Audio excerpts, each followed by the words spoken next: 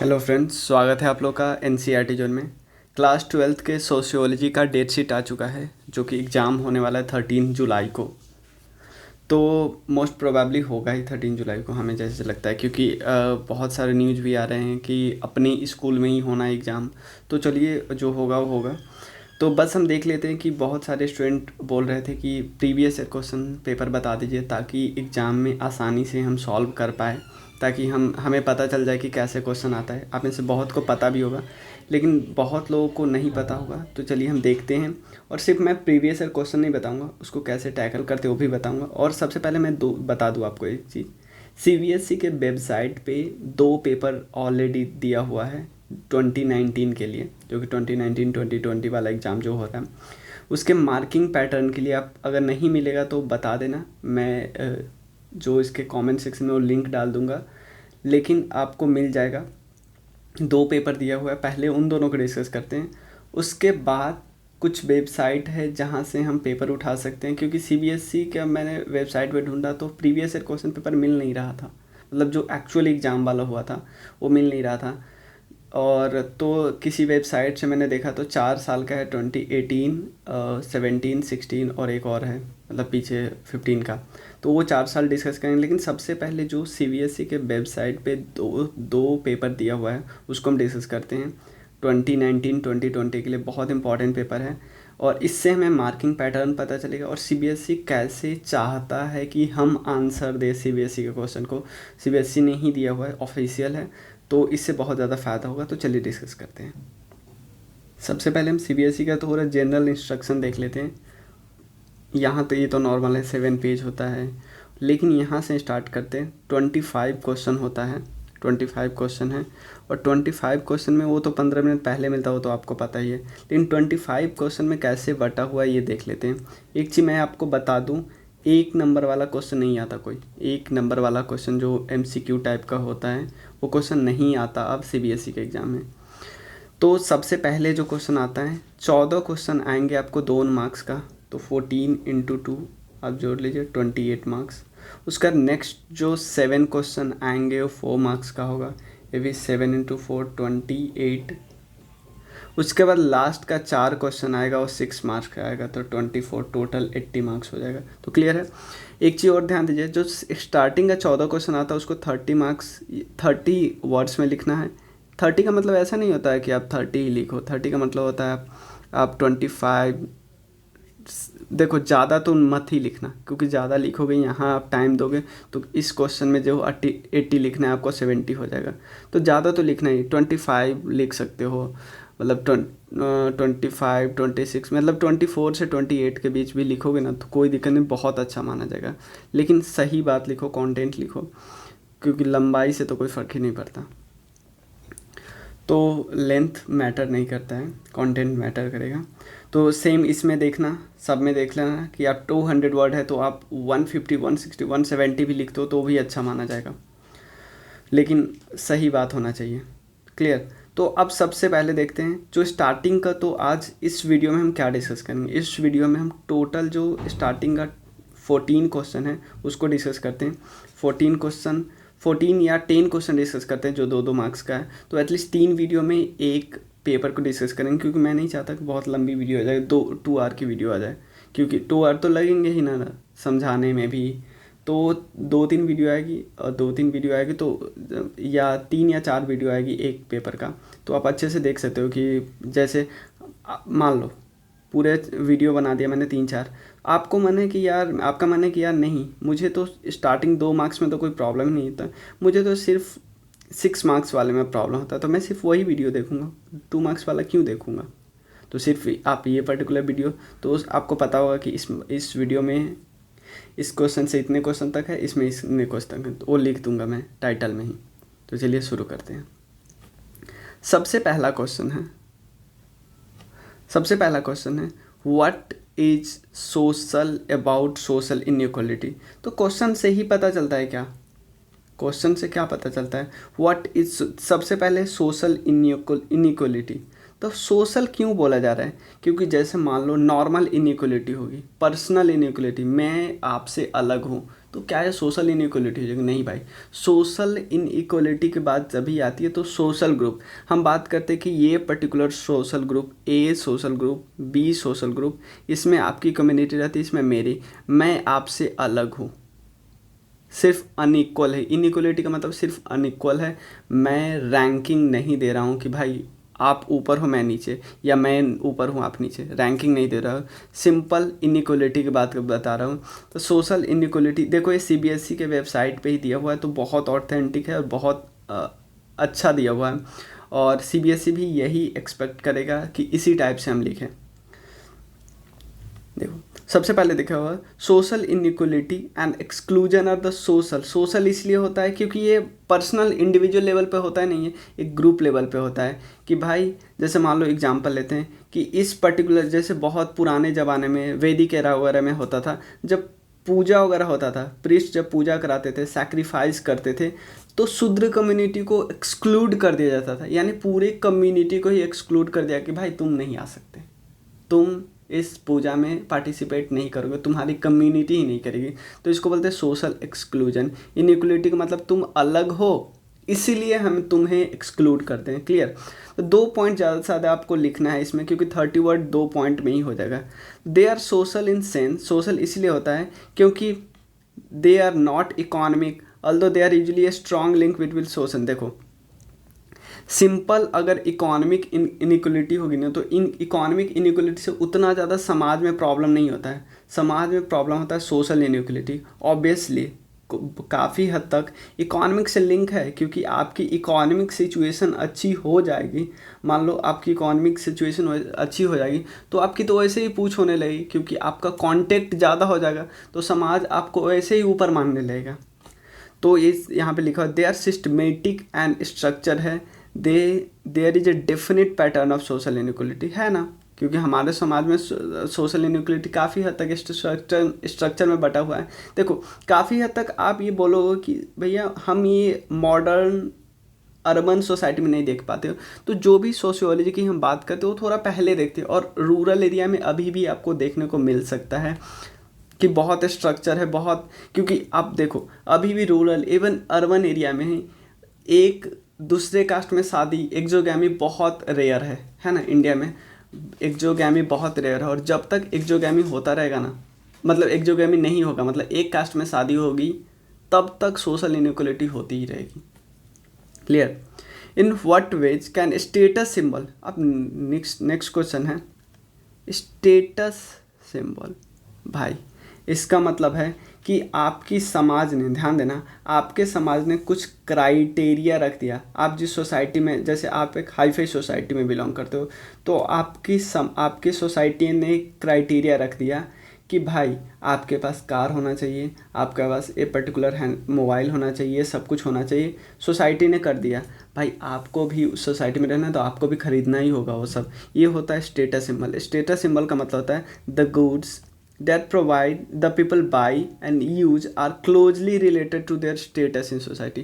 भाई मेरे पास आईफोन है, तो मेरा तो सोसाइटी में वैसे ही रुतबा बढ़ गया। मेरे पास ये पर्टिकुलर कार है, इस मॉडल का कार है, तो मेरा वैसे भी रुतबा बढ़ गया। तो स्टेटस सिंबल, ध्यान देना, सोसाइटी टू सोसाइटी वैरी करती है। ध्यान देना, सोसाइटी टू सोसाइटी वैरी करती है। आप ऐसे सोसाइटी में बिलोंग करते हो जहाँ पे लोगों के पास साइकिल भी नहीं है, तो वहाँ पे आपके पास बाइक भी है, तो आप बहुत आगे हो, बहुत ऊपर हो उस सोसाइटी के रेस्पेक्ट में। लेकिन वही बाइक वाला आप अर्बन एरिया में आ जाओ, किसी ऐसे सोसाइटी में, आपको कोई वैल्यू नहीं है। क्लियर है ना? तो लाइफ स्टेटस सिंबल डिपेंड करता है कि आपका लाइफस्टाइल कैसा है। क्लियर?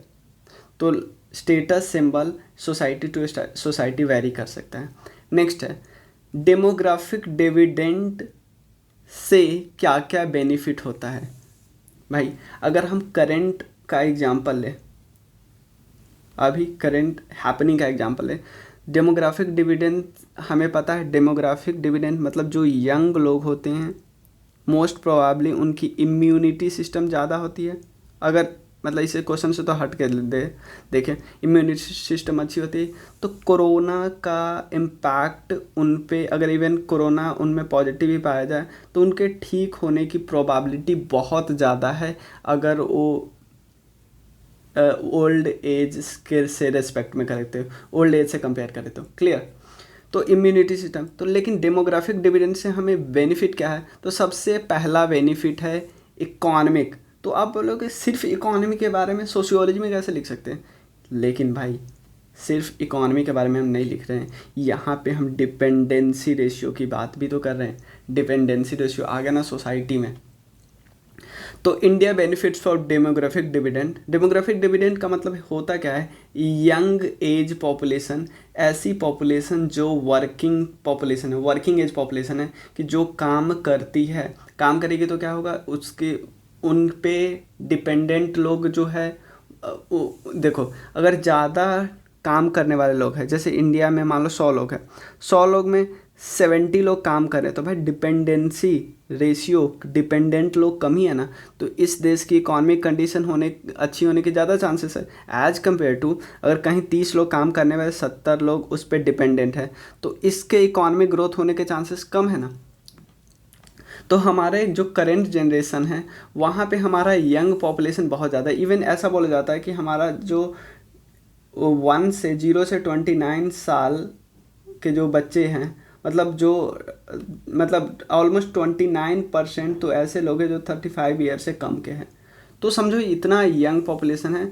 तो इनको देखो, which is relatively large one compare to non working group. Working group जो काम करने वाले हैं वो ज़्यादा है as compare to non working group. तो क्लियर है? तो यानी कि वर्किंग ग्रुप ज़्यादा है। और देखो 2 टाइप के ग्रुप होते हैं। वर्किंग मतलब जो 15 से 64 वाले हैं, और नॉन वर्किंग मतलब 0 से 15 प्लस 65+। मतलब एक ग्रुप ये हुआ, एक ग्रुप ये हुआ। तो ये वाला कम है, ये वाला ज़्यादा। इकोनॉमिक ग्रोथ का होने का चांस ज़्यादा है। ये लोग मतलब 10 creating a potential for economic growth. तो और इसके साथ होता क्या है कि डिपेंडेंसी रेशियो भी घट गई। ऑब्वियसली भाई ये लोग ज़्यादा काम कर रहे हैं, मतलब ये ज़्यादा लोग काम करने के लिए, और उस पर डिपेंडेंट लोग कम है ना, वही बात है। अब एक और क्वेश्चन इसमें है, एक और क्वेश्चन का मतलब है और दोनों में से कोई एक भी लिख सकते, लेकिन हमें तो दोनों है क्योंकि एग्जाम में पता नहीं कौन आ जाए। तो state the importance of demographic data. भाई क्या फ़ायदा हुआ सेंसस करवाते क्यों हो? क्या फ़ायदा होता है? या इकोनॉमिक सेंसस वगैरह होता है कि इतने एज ग्रुप के इतने लोग हैं। तो ध्यान देना कि अगर सरकार को पता चल गया कि यंग पॉपुलेशन ज़्यादा है, तो सरकार को क्या करना है? सरकार उसी हिसाब से प्लानिंग करेंगे, पॉलिसी बनाएंगे कि भाई यंग पॉपुलेशन ज़्यादा है, उनको स्किलफुल करना होगा, तभी वो हमारे एसेट बनेंगे। तो सरकार पॉलिसी प्लान कर सकती है ना। तो डेमोग्राफिक डेटा इसीलिए इम्पॉर्टेंट है कि सरकार अपने प्लानिंग कर सकती है, अपनी प्लानिंग को इम्प्लीमेंट कर सकती है अच्छे से फॉर इकोनॉमिक डेवलपमेंट और जनरल वेलफेयर। ऑब्वियसली क्योंकि लोगों को पता चल गया तो ज़रूरी है ना डेमोग्राफिक डेटा होना तो सबसे ज़्यादा इम्पॉर्टेंट है। नेक्स्ट है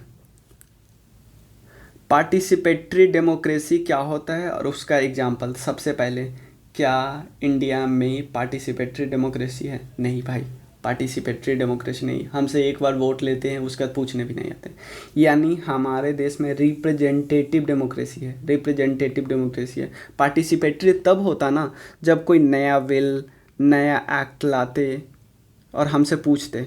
भाई ध्यान देना, कभी कभी ऐसा होता है जैसे बहुत सारे ऐसे एक्ट आते हैं, सरकार उसे पब्लिक रिव्यू के लिए रखती है, पब्लिक रिव्यू, और पब्लिक उस पर कमेंट करती है कि सर इसमें ये होना चाहिए, इसमें हो। लेकिन ज़रूरी नहीं है, ध्यान देना, हमें कमेंट लेती है, लेकिन हमारा कमेंट या हमारा रिव्यू बाइंडिंग नहीं ना होता उन पर कि हम जो बोले या बहुत लोग जो बात बोला वो मान लेंगे सरकार, ऐसा नहीं होता। तो पार्टिसिपेटरी डेमोक्रेसी का मतलब होता है कि ऐसी डेमोक्रेसी खासकर आपको विलेज लेवल पे देखने मिल जाती है, विलेज लेवल पे, क्योंकि जब ग्राम सभा बैठती है तो ग्राम सभा में सारे मेंबर होते हैं। सारे मेंबर कौन कौन मेंबर होते हैं? जो मेंबर जिनके पास वोटर आईडी कार्ड है, यानी 18+ वाले यंग पॉपुलेशन है, सारे बैठते हैं और इन सब की बात मानी जाती है, सबकी बात रखी जाती है। तो पार्टिसिपेटरी डेमोक्रेसी जो सिस्टम ऑफ डेमोक्रेसी, ऐसी डेमोक्रेसी के सिस्टम है। सबसे पहले डेमोक्रेसी का डेफिनीशन आपको पता होना चाहिए। In which the member of a group of community participate collectively in taking major. Obviously अगर डिसीजन लिया लिया जाएगा। तो ग्राम सभा में होता है क्या है, जैसे मान लो ग्राम सभा है, इस एरिया में अगर सरकार माइनिंग करवाना चाहती है किसी कंपनी से, भाई इसका डिसीजन बहुत मायने रखा है, इसका डिसीजन बाइंडिंग भी होता है काफ़ी हद तक। क्लियर है। तो Panchayati Raj system is example of major initiative taken towards decentralise and grass root democracy. Clear है। तो पार्टिसिपेटरी डेमोक्रेसी समझ गए हो ना, कि पहले क्या होता था जब पंचायती राज बाइंडिंग देखो पंचायती राज 1993 के बाद क्या हुआ, एक कॉन्स्टिट्यूशनल ऑब्लिगेशन लगा दिया गया स्टेट के ऊपर कि आपको पंचायती राज और म्यूनसिपैलिटीज बनाना ही है। लेकिन उससे पहले भी कुछ स्टेट रखते थे, लेकिन कुछ ऐसा कॉन्स्टिट्यूशनल ऑब्लिगेशन नहीं था, संविधान में कुछ ऐसा लिखन वगैरह नहीं था। लेकिन आपको पता है 73rd और 74th कॉन्स्टिट्यूशनल अमेंडमेंट हुआ, 73rd पंचायती राज के लिए, 74th म्यूनसिपैलिटीज़ के लिए, जिसके बाद कॉन्स्टिट्यूशनल संविधान में लिखा ही लगा दिया गया कि हर 5 साल में चुनाव होगा, कुछ फंक्शन दिए गए, क्या क्या काम कर सकते हैं। क्लियर। नेक्स्ट है, economists and other have often made a distinction between organized और formal and unorganized और informal sector। आपको ध्यान देना, इकोनॉमिस्ट हमेशा क्या करते हैं, डिस्टिंक्ट करते हैं दो के बीच, एक है ऑर्गेनाइज और फॉर्मल। ध्यान देना, एक और चीज़ बताता हूँ, आप इनमें भी माइन्यूट डिफरेंस होता है, आप गूगल कर सकते हो, इनमें भी माइन्यूट डिफरेंस होता है, लेकिन हमें यहाँ पे जानना जरूरी नहीं है। और अनऑर्गेनाइज और इनफॉर्मल सेक्टर, इनके बीच एक तरफ ये आ गया, एक तरफ ये आ गया, इनके बीच क्या डिस्टिंक्शन है, सिंपल देखो। ऑर्गेनाइज का मतलब आपको क्या लग रहा है, ऑर्गेनाइज का मतलब है कि ऐसा ऑर्गेनाइज्ड है, organise sector consist of all unit employ 10 और more people throughout the year. मतलब ऐसे सेक्टर जहाँ पे 10 से ज़्यादा एम्प्लॉय है वो ऑर्गेनाइज सेक्टर होगा। भाई ऑर्गेनाइज सेक्टर होगा तो प्रॉपर सैलरी जो उसको मेंटेन करना होगा, प्रॉपर रजिस्ट्रेशन गवर्नमेंट में करवाना होगा, सब सारे एम्प्लॉय जो काम करते हैं सबका रजिस्ट्रेशन करवाना हो, प्रॉपर सैलरी देना होगा, वेजेज, पेंशन और भी बेनिफिट देना होगा। और ऐसा नहीं है कि जब मन किया तब जॉब से निकाल दिया, ऐसा भी नहीं कर सकते। अनऑर्गेनाइज सेक्टर में क्या होता है कि मतलब कि एम्प्लॉयर के मतलब जो कॉन्ट्रैक्टर या एम्प्लॉयर जो काम करवा रहे हैं लोगों से, उसके विम और फैंसेस पे उनकी मनमर्जी चलती रहती है। यहाँ पे कि इनकी मनमर्जी है कि इनको इस पर्टिकुलर लोग को रखे या छोड़े, कोई प्रॉपर सैलरी नहीं होती, कोई पेंशन नहीं होती, कोई बेनिफिट नहीं होती, ये होते अनऑर्गेनाइज। तो इंडिया में बहुत ज़्यादा अनऑर्गेनाइज सेक्टर है, ऑर्गेनाइज कम है। इवन जो सेक्टर ऑर्गेनाइज है उसमें भी वो बहुत सारा काम अनऑर्गेनाइज पे करवाते हैं। जैसे मान लो एग्जांपल है, हमारा बैंकिंग सेक्टर काफ़ी ऑर्गेनाइज्ड है, ठीक है, लेकिन बैंकिंग भी क्या करता है, अपना कुछ काम एक कॉन्ट्रैक्टर को दे देता है कि भाई ये तुम काम करवा दो। अब एक कॉन्ट्रैक्टर अनऑर्गेनाइज सेक्टर से करवाता है। क्लियर। अब नेक्स्ट क्वेश्चन है सोशल मूवमेंट। सोशल मूवमेंट के बारे में डिटेल में हमारा चैप्टर वीडियो रखा हुआ है, सारे चैप्टर का वीडियो मैंने बना रखा है, तो आप वहाँ से भी देख सकते हो। और डिटेल में जानना है तो किसी पर्टिकुलर टॉपिक है, लेकिन क्योंकि अभी भी टाइम है, आप चाहो तो पूरा वीडियो देख सकते हो। मुश्किल से जैसे 12th क्लास का वीडियो देखना तो अब मुश्किल से आपको 15 आवर में पूरा वीडियो देख सकते हो, क्योंकि जो एक मैंने अपडेटेड बनाया वीडियो, अपडेटेड, और आपका एक भी पॉइंट नहीं छूटेगा। बुक से मैंने मतलब बुक का मैंने माइंड मैप के थ्रू बनाया है, आपको छूटेगा ही नहीं। क्लियर। आप देख सकते हो, मैं उसका लिंक डाल दूंगा इसके सेक्शन में, डिस्क्रिप्शन सेक्शन में, आप देख लेना। Social movement also develop distinct mode of protest। what are these? Social movement में क्या होता है कि प्रोटेस्ट के अलग अलग तरीके होते हैं। भाई मुझे प्रोटेस्ट करना है, समाज में मुझे मूवमेंट करना है। समाज में मूवमेंट क्यों करते हैं, सबसे पहले ये थोड़ा बैकग्राउंड जान लेते हैं। सबसे पहले होता है कि समाज के किसी बात से आप राज़ी नहीं हो रहे हो, मतलब समाज का कोई एक, जैसे आप जहाँ पे समाज में रहते थे वहाँ पे देख रहे हो कि समाज में सती सिस्टम हो रहा था, तो आप समाज से पहले क्या करते हो, राज़ी नहीं होते कि भाई बोलते हो यार ये तो गलत है, फिर समाज के खिलाफ कुछ लोग मिलके प्रोटेस्ट करने लगते। देखो सोशल मूवमेंट कभी कोई अकेले नहीं कर सकता, और सोशल मूवमेंट ऐसा नहीं कि आज किया अभी किया अगले मिनट में ख़त्म, ऐसा नहीं होता। तो प्रोटेस्ट के अलग अलग तरीके हैं सोशल मूवमेंट में। जैसे कैंडल मार्च आप करते हो, काफ़ी देखा जाता है। टॉर्च लाइट प्रोसेसन होता है, ब्लैक क्लॉथ का यूज करते हो, एक खासकर होता है तब जब कोई ऐसा एक्ट आता था, जैसे आपको बताया साइमन कमीशन आया था, तो जो साइमन कमीशन के भगाने के लिए सब ब्लैक फ्लैग का यूज करते थे। थिएटर, नुक्कड़ नाटक करते हो, ये सब थिएटर और नुक्कड़ नाटक तब किया जाता है जब लोगों को अवेयरनेस जनरेट किया जाता है। लोगों में ये भी किया जा सकता है कि भाई इस समाज में जो हो रहा है वो गलत है, आप लोग इससे कुछ सीखिए। सॉन्ग्स, पोइट्री सॉन्ग काफ़ी किया जाता है, जो पैट्रियोटिज्म वाला सॉन्ग होता है, अहिंसा, ये सब तो गांधी जी का हथियार थे। क्लियर। नेक्स्ट है federal system has work fairly well through these there remain many contentious issue, mention 2 issue. ध्यान देना, देखो सबसे पहले आप फेडरल सिस्टम के बारे में बताना होगा। फेडरल सिस्टम के बारे में बेसिक आपको पता होना चाहिए, क्योंकि इस क्वेश्चन में वैसे कुछ खास लिखना नहीं है, लेकिन एक लाइन में लिख दोगे तो कोई प्रॉब्लम नहीं होगी। Federal system has worked fairly well through there remain many contentious issue means. ध्यान देना, हम बताया जा रहा है कि फेडरल सिस्टम अच्छे से काम कर रहा है। देखो फेडरल सिस्टम और एक होता है यूनिटरी सिस्टम। फेडरल सिस्टम में क्या होता है, सेंट्रल गवर्नमेंट, ध्यान देना, अपना पावर डिवाइड कर देती है। देखो कुछ पावर वो स्टेट को दे देती है और कुछ पावर लोकल वाले पंचायती राज इंस्टीट्यूशन और वन लोकल बॉडीज को दे देती है। इसको बोलते हैं फेडरल सिस्टम। लेकिन इस सिस्टम के बावजूद ये सिस्टम अच्छे से काम करता है। इसके अलावा कुछ ऐसे इशू होते हैं कि हमें लगता है यार हमारा फेडरलिज्म का यहाँ पे वायलेट हो रहा है, अच्छे से काम नहीं कर रहा है। सबसे पहले respecting regional sentiment is done by constitutional provision defining the power of state and the centre. ये तो बस फेडरल सिस्टम के बारे में दिया हुआ है। Since the era of liberalization, there is concern among politicians and scholars about increasing inter-regional economics and infrastructural inequalities के बारे में बोला जाता है। हाँ, यहाँ ये पॉइंट थोड़ा अच्छा पॉइंट है कि प्राइवेट इन्वेस्टर क्या करता है, जनरली वहाँ जाता है जो डेवलप्ड स्टेट है, जहाँ की इंफ्रास्ट्रक्चर अच्छी है। तो भाई ध्यान देना, तो इनक्वालिटी तो और आएगी ना। जैसे मान लो हमने बोल दिया सेंटर स्टेट को पावर, लेकिन कुछ स्टेट बहुत ज़्यादा डेवलप हो जाता है, कुछ स्टेट बहुत कम डेवलप हुए रहते हैं। तो the government can give some consideration to regional equity and other social goal rather than just six to.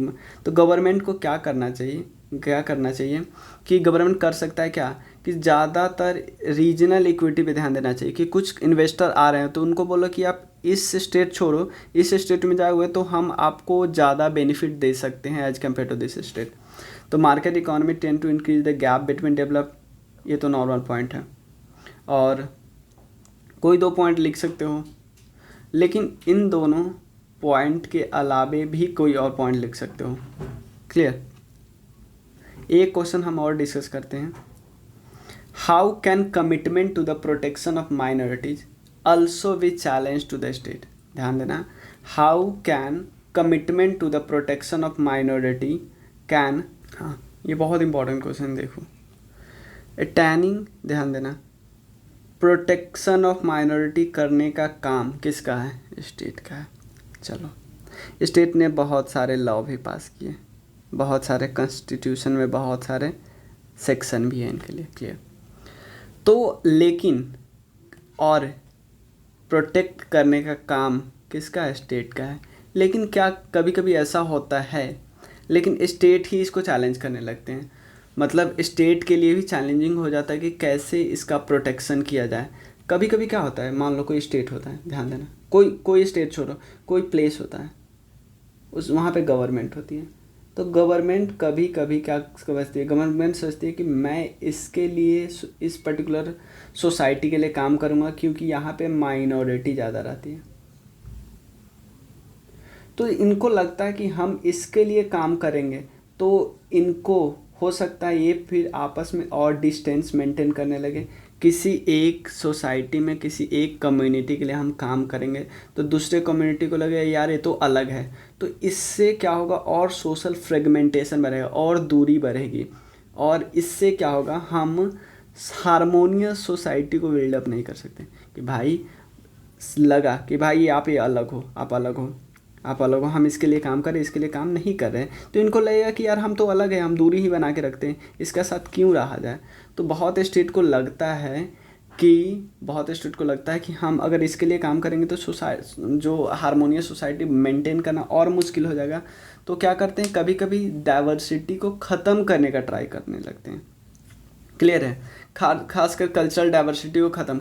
Cultural diversity मतलब क्या खाना खाना है, क्या कपड़े पहनना है, इस सब को डाइवर्सिटी को ख़त्म करने लगते हैं। Accommodating this difference is politically challenging. भाई ऑब्वियसली इसके लिए करोगे आप, काफ़ी हद तक पॉलिटिकल पार्टीज वोट बैंकिंग के लिए खेलती है, बहुत सारी सबकी बात नहीं करते लेकिन काफ़ी हद तक वोट बैंकिंग के लिए खेलती है। तो इनके लिए काम नहीं करेगी, इनके लिए करेगी, तो फिर ये इनके लिए वोट बैंकिंग लिए सही नहीं ना। So many state have resorted to either suppressing this diverse identities and ignoring them as a public domain. Obviously करेगी ना, क्योंकि इनको तो अपना पॉलिटिकल सेंटीमेंट को उजागर रखना है ना, अपने काम के लिए रखना है ना, अपने वोट बैंकिंग के लिए। तो ये आइडेंटिटी को कभी कभी दबाने लगती है। तो यहाँ तक हमने आज किया, और उसका नेक्स्ट वीडियो में हम 8 to 14 करेंगे। उसके बाद फिर हम देखेंगे एक वीडियो में जो बचा है 6 क्वेश्चन करेंगे, और उसके बाद 4 क्वेश्चन करेंगे। 3 वीडियो और आएगी, तो उसके बाद ख़त्म हो जाएगा। चलिए, थैंक यू सो मच।